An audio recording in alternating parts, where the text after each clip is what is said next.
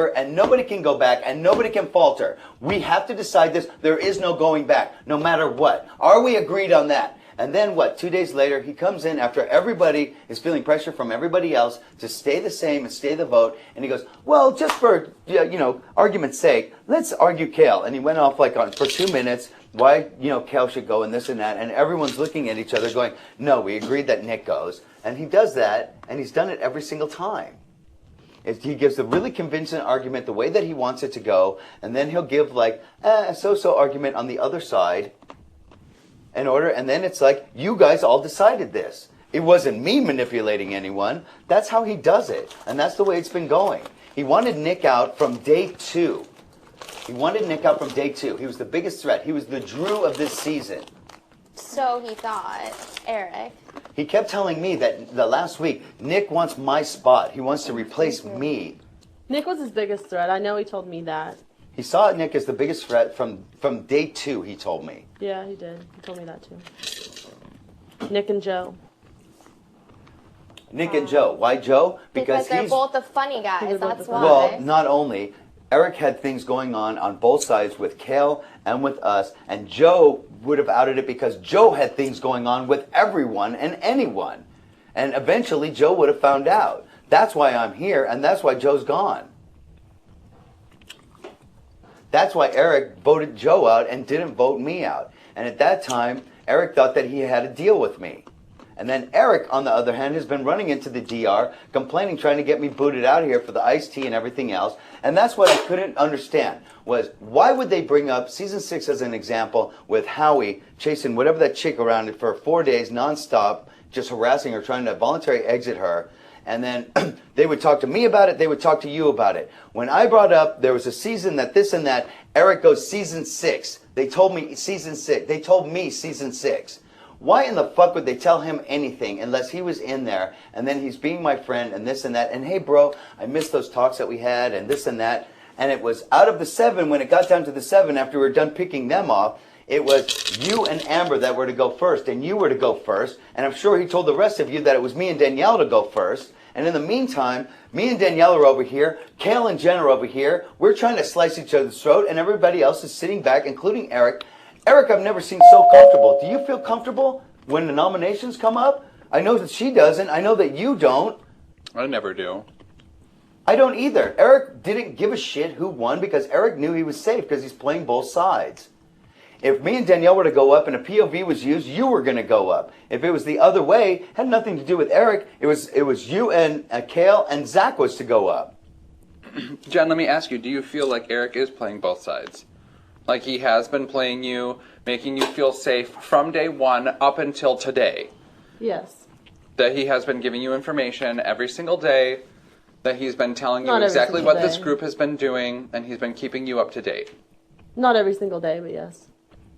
Okay, why is it that when I questioned you outside and when I questioned you yesterday, you did not come so forthcoming with this information? Because the way you're questioning me made me feel uncomfortable. And the way that I'm pinpointing you at this point doesn't? That's what she's saying, is that it does, Dustin. She even told me that. The way that you approach people, I've even told people that. Sometimes you just, it's the same thing with him, the way that he approaches people, it just makes you feel uncomfortable sometimes and you feel put on the spot. Well, I don't Why we ended up yelling at each other 5 minutes ago. Well, I don't try and beat around the bush. I don't either. Well, it's doesn't mean that it makes people feel comfortable. And to be honest with you, it's still I feel like it's like I'm stupid for saying it because it's like at the same time I'm sure all you do. Like I feel stupid because I'm like, well, what if I was his number 1 and I just screwed myself? Like that type of thing. Like I still feel like that. I honestly still feel like that. How many people here feel like he was their number 1? Not me. But why do you think that I left the room that one day, Dustin? I left the room crying for like 3 hours because of the way that I was put on the spot and the way that every single one of these eyes in this room were staring at me and I felt personally attacked. That's why I left the room and I was crying for like 3 hours. We weren't personally attacking you, not though. Can I ask, who in here has a deal with Eric? A deal? Not a deal. Any kind of an agreement, any kind of I'll watch your back, you're my number 1 kind of a thing? Well, we all do because we're in... But inside the 7. That's all I'm saying, ma'am. And you know what? I discounted the fact, and I wasn't thinking, and I do apologize, because you are going through more than anybody because of Amber thing, and I'm sorry. Well, and Danielle, I understand that you're empathetic to me at this point because you went through it last week, but I just happen to have a different handle on it than you do. You left the room. And you didn't try and stick up for Nick, and I am. Yes, I did try to stick up for Nick, and don't say that I didn't, Dustin. And nobody wanted to listen to her because her emotions were involved. You know what, honestly, I'm sorry, but that really makes me mad, because I talked to you, I talked to you, I talked to you, I talked to you, I talked to everybody, and nobody would listen to me because Nick was my best friend in this house. And because we were like this, nobody wanted to listen to me, and everyone thought, oh, your emotions are getting in the way, and you don't know what you're talking about. Even he said that to me, and he listened to Eric above me. That's crap, Dustin. I'm sorry, but that's crap. Nobody would listen to me because I was so close to Nick. I was the only one who stuck up for him, and I tried to fight for him, but I couldn't because no one would listen to me. That really makes me mad. Danielle, at that moment, when me and you and Amber were sitting up on that bed, I said, girls, what do you have to say? Amber said spoke for me. Amber spoke for me. She spoke but and said everything I gave you the same opportunity that thinking. she had. And you didn't, and you chose not to take that opportunity. And when I say because the previous weeks you did defend him, and you did, and you had all week long. I went in the diary room and I cried for like 2 hours, Dustin, because I felt personally attacked, and that's not right. If you remember, when she left the room is when I left the room because she was so upset. Absolutely, I'm not discounting that fact. So do you expect her to sit here and break down in front of everyone? Is that fair? No, absolutely not. Well, you're discounting the fact that she left. You left. That's what you're saying. Why didn't you speak up? Because she was crying and she didn't want to break down in front of everyone. Because even if I did say anything, nobody listened to me for the last 3 weeks. What difference is it going to make the last day? Nobody would listen to me.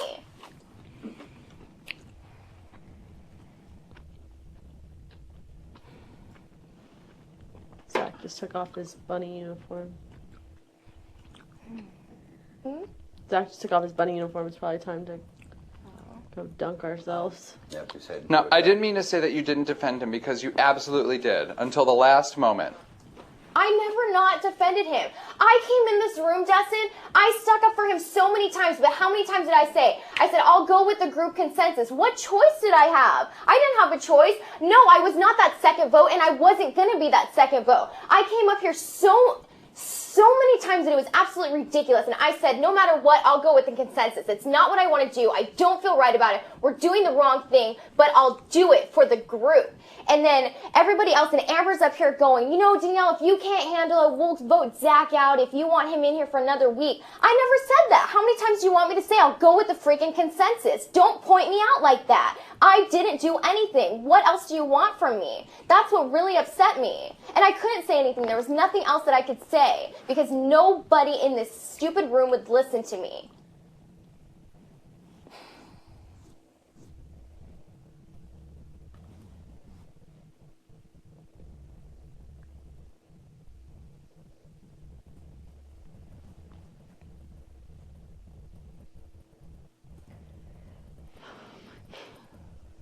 I'm not trying to be rude, I'm sorry, but that really offends me because I seriously feel like I was the only person who stuck up for him. I'm sorry you feel that way.